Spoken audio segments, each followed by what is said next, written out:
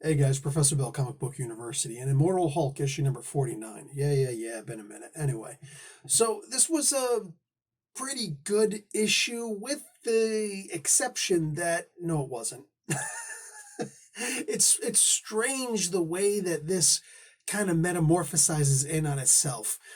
This whole issue, I wouldn't call it a filler, but man, I'd call it something really close to that. I'm going to get into all that good stuff after we give credit where credit's due. This issue is called All Ye Who Enter Here. It's kind of like a misquote from the very beginning that he's quoting Dante Alighieri's Divine Comedy, the Descent into Hell specifically, so Inferno. But obviously, it's a translation from the Italian into the English. Here, however, it's actually supposed to be, what is it? Abandon all hope, ye who enter here. So here it's a bit of a misquote. Most of us know that, but I think he did that on purpose just because, yeah. Anyway, whatever it is, Al Ewing is indeed the writer. And this was a very interesting writing style for this issue. Joe Bennett is the penciler, Roy Jose and Bellardino Bravo doing the inks, Paul Mounts on colors, VC's Corey Petit doing the letters, and Alex Ross, you indelible son of a gun, doing that gorgeous cover. The main cover is actually a reprint from the main artists here after Todd McFarlane, and there's an Inyuk Lee variant cover.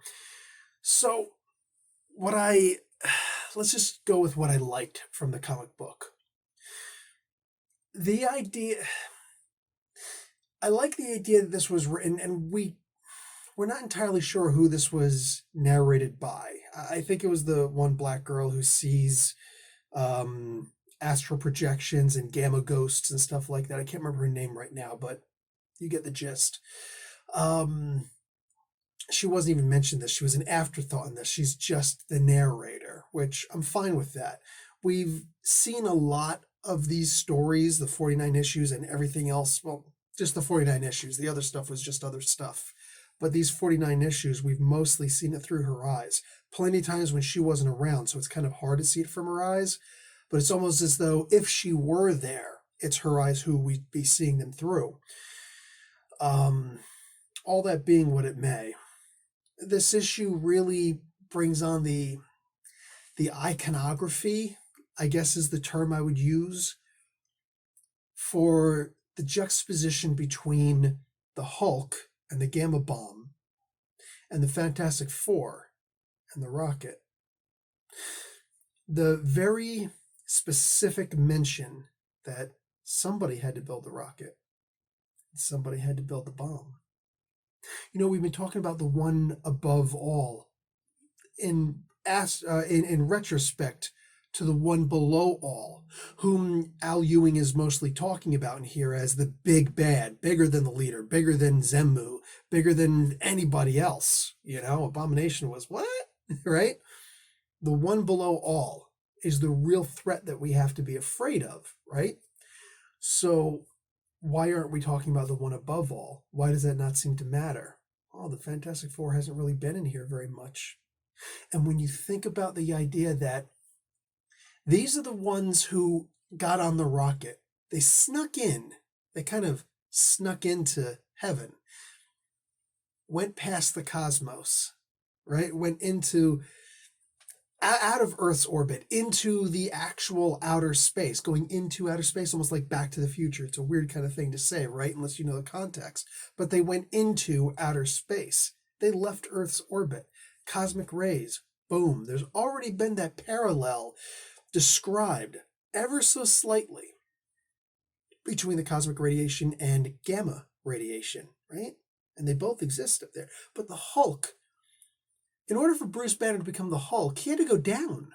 There was a bomb, not a rocket, which, I mean, it's the same thing. It's explosions, right? But a rocket to bring information, to bring life, hopefully, to bring greetings to anybody who might be out there. Not so much luck with the scrolls, but you get the gist. But the bomb, it's just a bomb. It's meant to kill. There's no exploration. It's like, I don't want you to exist anymore. So therefore, I'm going to blow you up.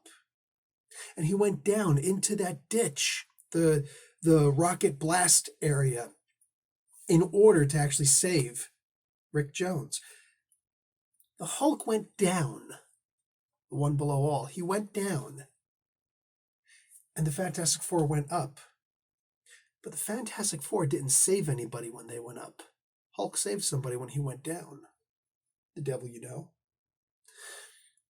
I love what they leave here. I love what they're bringing up.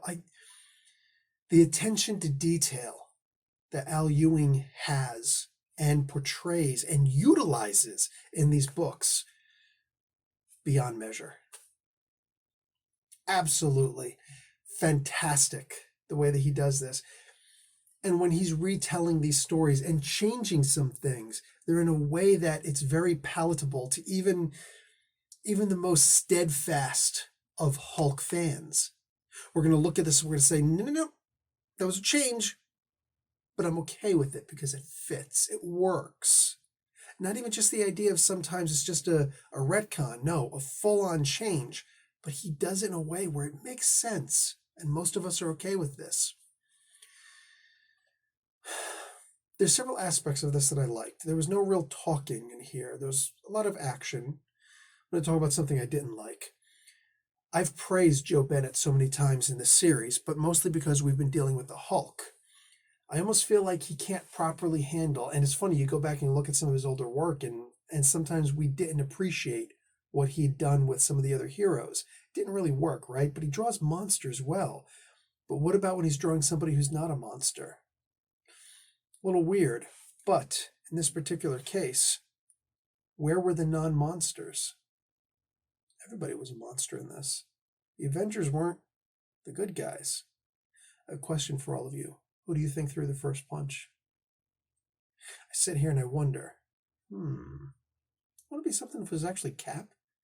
Of all the people there, I'm positive Cap was the one who didn't throw the first punch, including everybody who was on Hulk's side. It was either Hulk or one of the non-Captain America Avengers, right? Hell, it might have been Hawkeye again for all we know. So I think you'd know if it was him. But anyway, it's like, did you just shoot me with an explosive arrow? That wasn't a punch, dude. That wasn't Thor. But it's interesting when you are drawing people who are not acting like humans. They're acting more like monsters.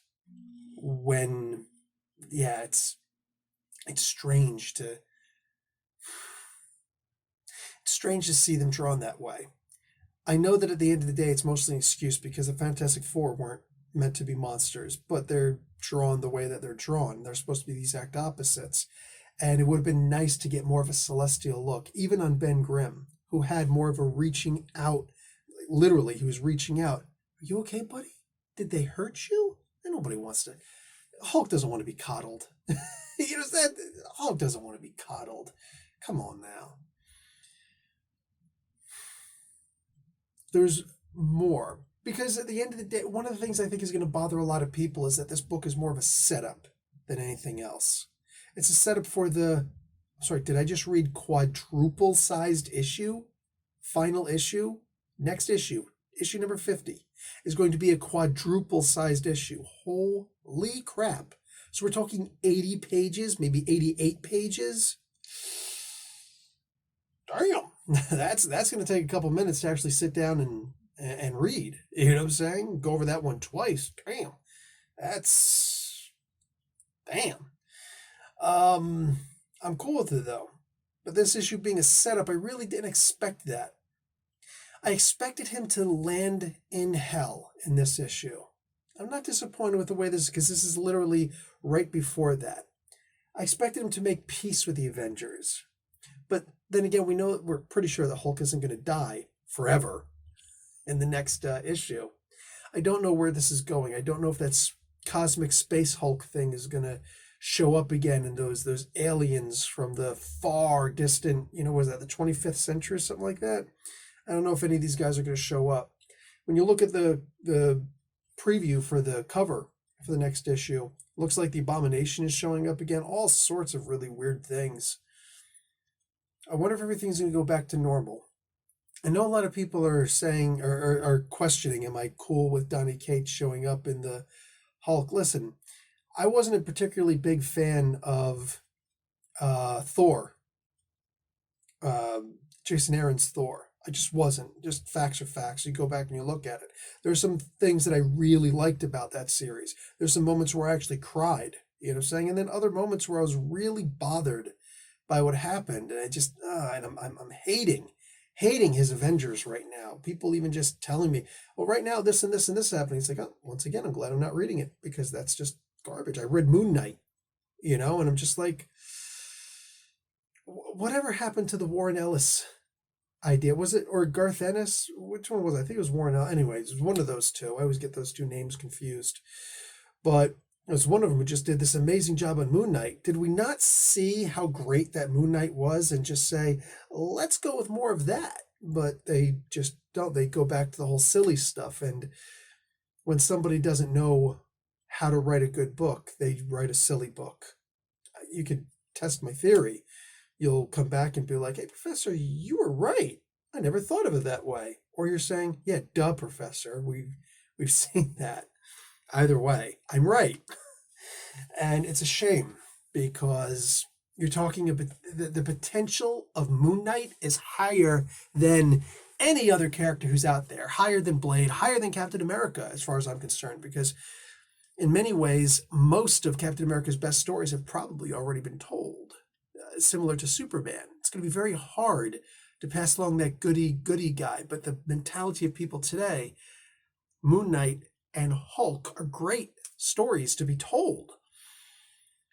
So Donny Cates taking over Thor was like, yeah, cute. So somebody else made it popular again, and then he jumps on it. And now look, Hulk has never been this popular, right? And all of a sudden, Donnie jumps on this. It is what it is. Honestly, I don't care. I really just don't care. It is what it is. I'm probably not going to be reading his Hulk. I might read the first issue. Highly doubtful I'll do a first. I'll do a first issue review of it unless I really like it. But honestly, fat chance on that. It is what it is. If you guys are mad at me for hating on Donnie, I'm not hating on Donnie. I'm hating on the lazy writing that he's been doing because everybody knows what he's capable of, and he hasn't been living up to that. In regards to this particular book, though, it was a definite choice to not have a single word spoken, that everything was just text box. When a lot of people have been saying, well, narration is dead. We just want to see, word balloons back and forth. Well, then look at this. This was done well. This was actually done similar, but to a far lesser degree, and that's not an insult, a far lesser degree than, what was it, issue number 280, 380, I forget, Walter Simonson's Thor, where he had Thor in the final battle against Jormungandr. One of the greatest books ever. Ever. Oh my God. I think it was 380. Anyway, wow, where everything was just a splash page, But it's the idea that look at what he did there. Everything was narrated, and it was fantastic. It was out of this world, right? Here's one of the reasons why I think that this series has worked so well. Why, even when Ewing does a couple of questionable things, we're still here for it. There have been several issues, you guys know if you've been following my reviews for Immortal Hulk, there have been a few issues, 2, maybe even 3 issues of the actual main series where I'm like, this was pretty good. It wasn't my favorite, but, it was still pretty good, boom, boom, boom, boom. So forgiving. Even if when what happened in that issue was something that I'd be like, but so much of it has just been fantastic. Things would happen that we didn't like, but then they were explained later and why the Hulk did what he did and what caused what happened to happen. It's like, okay, so there's actually a thought process here. I'm down. I am 100% digging this, right? In this particular case, this is the first time that Hulk has really been true to the ideology that he came from. You got to think of all the different influences that came about for Stan Lee and Jack Kirby to actually create the Hulk, right? Frankenstein's monster, obviously the biggest influence. Solomon Grundy was an influence also, an admitted influence on, I can't remember whose it was. It was either Lee or Kirby's own words in an interview. Actually said, hey, we saw Solomon Grundy was a big deal, and we're like, boom, let's make our own Solomon Grundy, right? Anyway, there's been a lot, right? A lot of influence. Jekyll and Hyde, obviously, there's that aspect. There's so many different aspects to what the Hulk was originally meant to be. And then obviously that didn't work. It only went 6 issues and the series was canceled, right? And they started showing up in the Fantastic Four and a couple other issues here and there until he finally got his, well, actually then he showed up in Tales of Astonish and then he got his own series again. But it's been a hell of a journey, right? But Jim Shooter said it, I think, best when he says, the Hulk has worked. For a long time, the Hulk has worked and has gotten a lot of people like, oh, wow, this is cool, but we've seen him as a hero. And that 70s, not the 70s show, but the 70s TV show, The Hulk, The Incredible Hulk, actually shaped that more than anything else. Bill Bixby and Lou Ferrigno, right? The idea that the Hulk shows up and then fixes things and then moves on. And he always showed up twice in every episode, right? And he would show up and he would fix everything and move on. Well, people started imitating that, much like, Batman wasn't campy until the TV show came out. Adam West and Burt Ward and Cesar Romano and Romero, whatever, all the people Frank Gorshin, right? Everybody who made that show.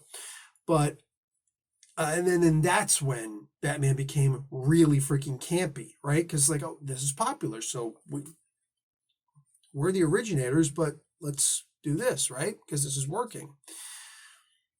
Shooter said it best when he said that the original intent for what the Hulk was and writing the best Hulk stories actually just involved sticking to the original methodology of what the Hulk was.